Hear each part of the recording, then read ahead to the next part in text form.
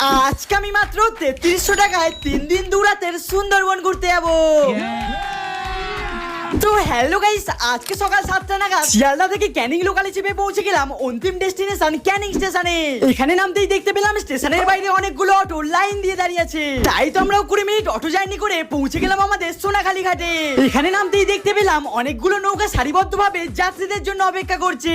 সেই মতো আমিও আর সময় নষ্ট না করে বোটে উঠতেই হাতে পেয়ে গেলাম গরম গরম লুচির সাথে কষা করে আলুর দম আর রসগোল্লা।